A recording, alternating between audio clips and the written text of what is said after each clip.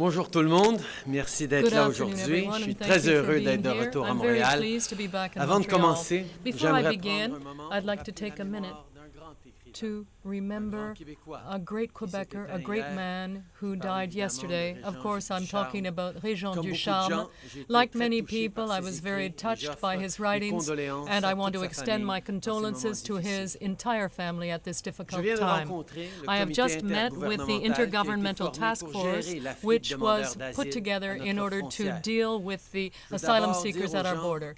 I want to begin by saying that all levels of government are working very closely together on a daily basis to deal with the situation. We are looking for solutions, and I think this is a great example of intergovernmental cooperation. We can all be proud of the sustained efforts being made on all fronts. I'd like to repeat something I've said before. Canada is an open and welcoming society. We welcome and we encourage newcomers, but at the same time, we are a country that respects the rule of law. There will be no advantage for you to try to enter Canada illegally. You have to follow the rules, and there are quite a lot of them. Our first job is to protect our citizens, and we will be enforcing the rules in order to protect our communities. I just met with the Intergovernmental Task Force that was formed to address the influx of asylum seekers at our border. I want to reiterate what I've said before. Canada is an open and welcoming society because Canadians have confidence in our immigration system and have confidence that we are a country based on laws. You will not be at advantage if you choose to enter Canada irregularly. You must follow the rules, and there are many. Our number one job is to protect our citizens, and we will enforce the existing rules to keep our communities safe. Now, that being said, we have taken many steps at all orders of government to address the current situation with asylum seekers. Par exemple, For example, we set up provisional and temporary housing in Cornwall and elsewhere to deal with the situation. We also have more staff at the processing center in Montreal, which will allow us to process claims much more quickly than before. And we are also in close communication with people in the U.S. to provide information and to dispel myths about entry into Canada. We want to ensure that people coming to this country understand the process, allowing them to come in. The MP, Emmanuel Dubourg, as a member of the task force, will be going to Miami tomorrow in order to meet with representatives of the Haitian community and give interviews to Creole media so that our message will get through as widely as possible. And finally, I have to thank many people and many groups for their hard work on this file. At the federal level, the Canada Border Services Agency, the RCMP, and officials who've been working day and night, and of course, members of the Canadian Armed Forces. I also want to thank the Canadian Red Cross, which is always there when difficult situations occur, and once again has shown its tremendous usefulness in helping people and citizens. And I specifically would like to help people at the provincial level, people who are working with the various ministries, volunteers, and members of our partner community. Forward to working closely with our partners across all orders of government in the weeks ahead, as we have successfully done till now. I specifically want to thank ministers, the ministers from Ontario and Quebec who are here today, who've been extraordinarily useful in collaborating, in coordinating, and responding both to the situation and looking forward over the coming weeks and months. With that, I'm happy to take your questions now. Prime Minister TVA, would it be possible to answer questions in both French and English? Now, you mentioned a number of initiatives, Mr. Dubourg's visit to Miami and so forth. Now, For several months, asylum seekers have been coming to Canada. Do you think you've lost control of the situation? On the contrary, what we see now is that the work we're doing in close cooperation with different levels of government is now yielding very positive results. We are in a position to process those claims more quickly. We're in a position to ensure that the immigration process, whether it's at the first security level, which is being implemented in a rigorous manner, or whether it's at the next steps in assessing claims, that, in other words, everything is being done according to the rules. And this is a very good example of how a government can do two things. First of all, work cooperatively across levels of government, but also acknowledge that we are an open and welcoming country because citizens have confidence in our immigration and refugee system, and that we have been able to continue to defend and protect the integrity of that system and our process.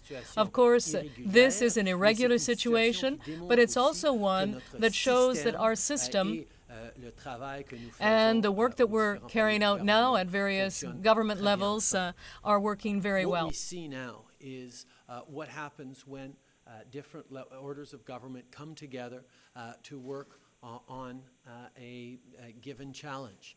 Yes, we are facing a challenge of irregular migration, but what we've seen today with this task force coming together is we are able to ensure the integrity of our immigration system, that every step in the process that applies to immigrants and refugees, whether they arrive on an airplane or cross a border on foot, are put forward in the proper order and with the proper rigor. We are not shortcutting any of the natural steps on immigration. Full security checks are being done. The next steps in terms of the immigration and refugee process are all being followed because this is important. It's an important example for Canadians that our governments can respond together in a collaborative way to challenges that come up. But it's also important to emphasize that if we are a country that is open to immigrants and refugees, it is because Canadians have confidence in the integrity of our immigration and refugee system. And the integrity of that system is being supported and protected and remains in place even with irregular arrivals. Good afternoon, Giuseppe Valiente, the Canadian Press. So 1 week in, President Trump is already threatening to, the NAFTA negotiations are successfully saying he's ready to cancel the whole agreement. How does this latest threat affect Canada's negotiating position? We're going to stay focused on what we've always known, what we've always said, that the North American Free Trade Agreement has resulted in millions of good jobs on both sides of the Canada-U.S. border and is of benefit to both Canadians and Americans. There are opportunities we have to improve and update the North American Free Trade Agreement, and we're negotiating in good faith and working hard to do just that. But we're going to stay focused on the hard work we have ahead of us at the negotiating table, and that's how we've approached this from the very beginning, and I don't see anything changing in that. In French, please. We have said from the outset that we understand that NAFTA has been very, very important to Canada and the U.S. in terms of the millions of jobs it has created, as well as positive economic growth in the last 25 years. But now we have an opportunity to improve it, to update it. And I can say that that agreement has already been updated a dozen or more times. So we will be negotiating in good faith, and we will continue to work very hard to ensure there are benefits for Canada and for our partners. And there is nothing that's going to distract us from that serious and positive approach that we're taking to these negotiations. I'd like to know also, has your government completely shut the door on joining the U.S. ballistic missile defense system or sending Canadian military personnel and police officers to Afghanistan? We continue to deal with a fundamental priority of any government, which is to keep our citizens safe. It's a responsibility that we take very seriously, but we also make sure that we are always standing up for Canadian sovereignty, for Canadians' capacity to make decisions about our own national security and how we do that. And on those cases, we will always take the decisions in terms of what is the best interests of Canadians, and our long-standing positions on those two issues are not going to be changed anytime soon. Radio-Canada, Prime Minister. President Trump seems to be wanting to torpedo NAFTA. Does that not concern you? Well, as you know, I've had a number of conversations with President Trump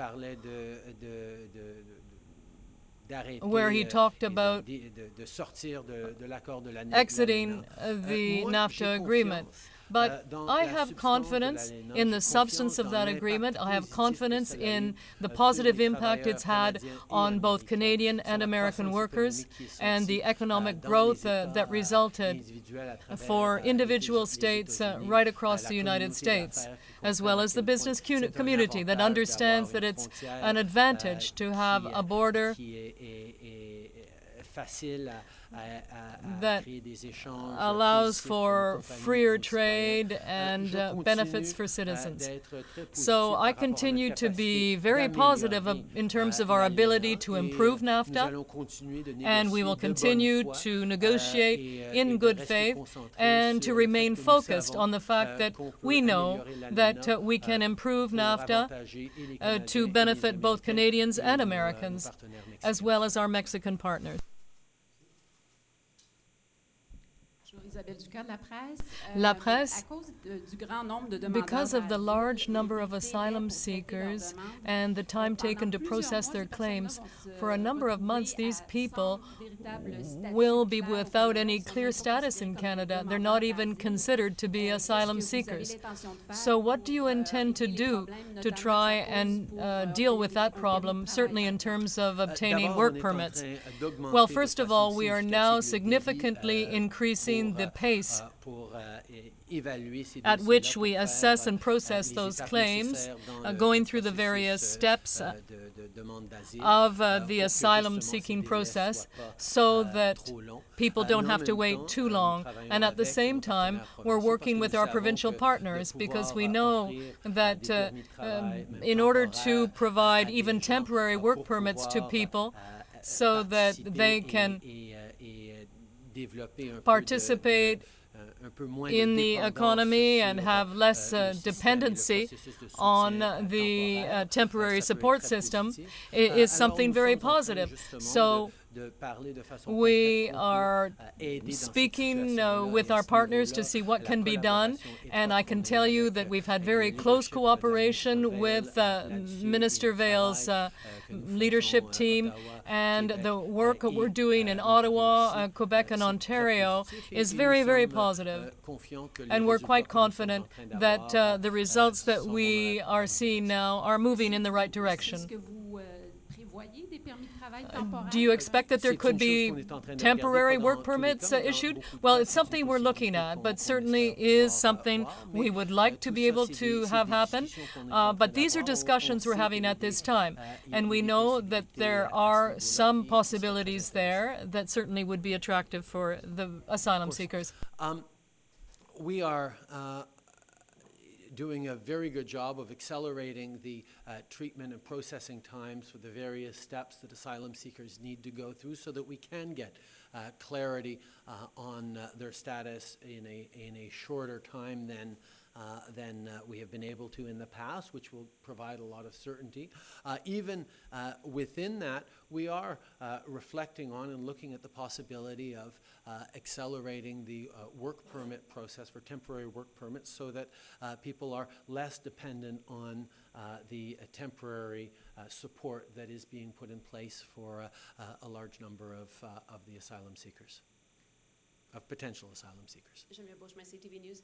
For all those people who did come before you started sending the message across that Monsieur Dubourg will be sending in Miami, to all those people who came across, and many of them who've spoken to who said that, you know, they believed that they would come across the border and be accepted, do you bear any responsibility for that? They have uprooted their lives and have changed, and it could be very heart-wrenching for them. We have always been a society that is proud of being open to welcoming immigrants, welcoming refugees, and the reason Canadians are open to immigration and refugees is because we have confidence that it is going to be a success. There is going to be successful outcomes in terms of strengthened communities, in terms of security checks, in terms of all the rigorous processes that create and strengthen our immigration system. So we continue to remain open. For someone to be a refugee, for someone to successfully seek asylum, it's not just about it's not about economic migration, it's about vulnerability, exposure to torture or death, or not being stateless people. And we, if they are seeking asylums, will evaluate them on the basis of what it is to be a refugee or an asylum seeker. That doesn't change, and that is entirely consistent with what we have always said. We will continue to defend the integrity of our immigration system and remain careful stewards of an extraordinarily precious asset in this 21st century world, which is to have a population positively inclined towards immigrants, towards refugees, understanding that being welcoming and open is a source of strength, and that hinges on having confidence in the system and process in place, and that is something we will always defend. We know that one of the most precious assets we have in Canada is that we have a population that is very well disposed towards immigration, immigrants, and refugees. We know that as a result of experiences in recent generations, that these are individuals that make a strong contribution not only to our economic growth, but to our communities and our cities and towns and the future of our children. But people can, and people have that positive attitude towards immigration because they have confidence in our immigration system, in our process of assessing claims. So, defending this system and the process, whether people come in legally or illegally, the whole idea is to ensure that all the proper steps are rigorously followed. And that is, in fact, a way of protecting that great openness and that positive vision that we as Canadians and Quebecers have towards newcomers. Deal with the fact that many of the asylum seekers feel it is quicker to go the illegal route than going by more conventional channels. Well, that's one of the myths that we are having to dispel. That's why I'm so pleased that Emmanuel Dubourg is going to be going down to Miami to talk with the local community and continue to do the engagement that Canadian consular offices across the United States are doing to actually explain that there are no advantages in terms of the immigration system to arrive irregularly versus arriving regularly. The same systems will be followed, whether it's the very strong and rigorous immediate security checks to determine whether someone is able to proceed to the next steps, or whether it's the careful evaluation of their file. Canada has an obligation under international law, under international conventions, to make determinations of anyone who is asking for asylum on Canadian soil. And we will always fulfill our laws and obligations, but we will also make sure that our laws and rules are followed in the integrity. We have a system that is capable of dealing both with irregular migrants and regular migrants, and that is exactly what we're doing. there is no advantage to irregular migration over regular migration. Deuxième question, the last question. Benoît Philly, Journal de Montréal. On sait Journal de beaucoup Montréal. migrants qui arrivent directement d'Haïti. There are a lot of C'est pas quelque chose migrants que vous faisiez coming au Canada. Est-ce que vous êtes au directly courant de ça? Est-ce que vous from comptez faire quelque Haiti. chose par Are rapport à ça you aussi? aware of that? Do you intend to do something Nous about avons that? une communauté Well, haïtienne we have extrêmement forte ici a à very Montréal, strong au Haitian Québec, community here dont nous in sommes Montreal très and fiers in en tant que Quebec, député de and we're Papineau. very, Je I'm very suis proud très as proche the et MP très fier for de notre, Papineau, diaspora haïtienne et that, je peux you know, dire I'm very que, proud of the quand nous diaspora avons, here in Montreal. terminé, And mis fin au moratoire que nous when we avions, ended the suite, moratorium au tremblement that de was terre, put in place de after retourner the earthquake des demandeurs d'asile en Haïti, ça a that été occurred in très Haiti, bien compris par la communauté the ici à Haitian Montréal, community in que, Montreal fully understood beaucoup why de that gens, was being done, ont été and éligibles many pour rester au people Canada, were mais, eligible at that point to beaucoup stay in d'autres Canada, ont but dû many retourner others en Haïti. had to Ça a return été to un Haiti. processus pour, les So gens, a process ici was au in Canada, place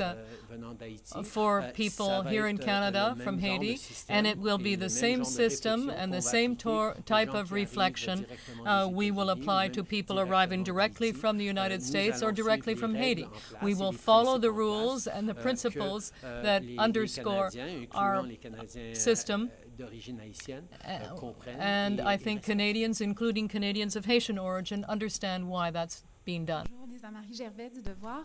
Le Devoir, Vous discutez maintenant de l'ALENA. Il y a you're l'entente des talking pays tiers about plusieurs personnes souhaitent que vous la NAFTA now, suspendiez parce qu'à l'heure and actuelle, at les the gens qui se present présentent aux time, postes frontières depuis les people États-Unis qui coming tentent d'entrer de at, manière to the régulière border and se trying font to cross refouler. into Alors, ils passent par Canada la voie, illegally, la voie irrégulière. Et ils disent donc que le are fait que cette saying entente existe les that incite à because passer de manière certain irrégulière agreements et on vous accuse exist, d'une they certaine are façon de allowed to cautionner cross ça into parce que vous Canada remettez pas en cause illegally. cette entente. And you are not D'abord, calling that agreement quand into je dis qu'il y a question at aucun this time. avantage When I d'arriver say de there is façon no irrégulière benefit to plutôt que entering régulière, je parle Canada évidemment, illegally, dans of le course, moyen et I'm long talking terme. about the medium and C'est long sûr term. que, quelqu'un qui Obviously, arrive au someone Canada de who façon irrégulière, comes into va, Canada passer des étapes de illegally has to go through the various steps in the immigration system that would not have happened if he had or she had applied differently. But the result would be the same. The assessment of the file is based on rules and laws and principles that are very well established. Now, in terms of the Third Safe Country Agreement, we have heard from the UN rapporteur that the principles behind that are still completely legitimate when it comes to asylum seekers in the United States. And on many issues, we continue to discuss security and border issues with the United States, but at the present time, we are not reviewing that agreement. The situation with the safe third country is one that ensures that the integrity of asylum seekers and the way they're treated in equivalent countries. The United Nations has made a determination that even with the shift in immigration policies of the United States, they still fully qualify for holding up their end of the bargain on the safe third country of origin.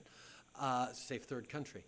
The issue of whether or not there is an advantage in coming to Canada irregularly through a non-official border crossing, certainly what there is to emphasize is that we do not, there is no difference in the actual processing, there is no advantage in coming irregularly in how you are going to be processed.